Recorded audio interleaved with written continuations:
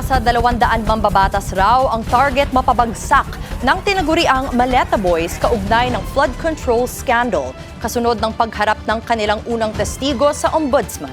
Ang detalye sa agenda report ni Joan Manalo.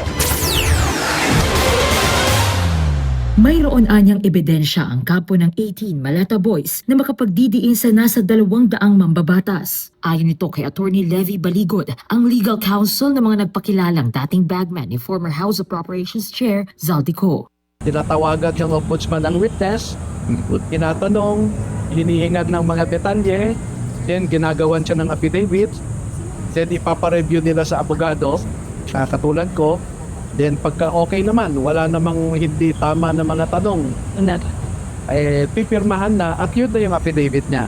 Una nang humarap sa Office of the Ombudsman kahapon ang isa sa 18 Maleta Boys na si Johnny Buduan para magbigay ng salaysay at sagutin ang mga katanungan ng anti-graft body. Isa-isa nang iimbitahan ng Office of the Ombudsman ang Maleta Boys bilang bahagi ng kanilang fact-finding investigation kaugnay sa flood control scandal. Sa naturang proseso na rin anya mabubuo ang individual affidavits ng 18 Maleta Boys, paliwanag ni Baligod.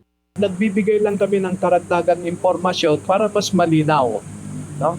Katulad doon, nung isang mambabatas, sabi niya kasama siya sa pagde-deliver, so saan nanggaling yung pera?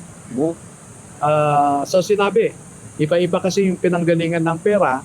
Nagsalita rin si Buduan nang humarap ito sa media matapos ang naging questioning kasama ang panel of investigators ng Ombudsman. Dito niya isiniwalat na isang beses anya siyang nakapaghatid ng higit sa 20 maleta sa bahay ng isang kongresistang hindi niya na pinangalanan. Anya, may nakadikit raw na post-its or sticky notes sa iilang mga maletang naihatid niya kung saan may nakasulat na 40 million at 50 million pesos. Hindi ko po malalaman kung ilang maleta basta 20 patas yung na-deliver ako. Sa isang delivery lang? Yes, ma'am. Kailan nangyari ito, sir? Sa noong oras, November 21, 2023. Nanindigan naman si Baligod na hindi na muna sila makapagbibigay ng iba pang detalye dahil confidential in nature ang fact-finding investigation ng Ombudsman. Ayon kay Baligod, nakatakda muling humarap si Buduan sa mga investigador ng anti-graft body sa susunod na linggo, habang inaasahan na rin anya ang pagharap ng ilan pang miyembro ng 18 Maleta Boys ngayong June 15, 16 at 17. Para sa agenda, Joan Manalo, Billionaire News Channel.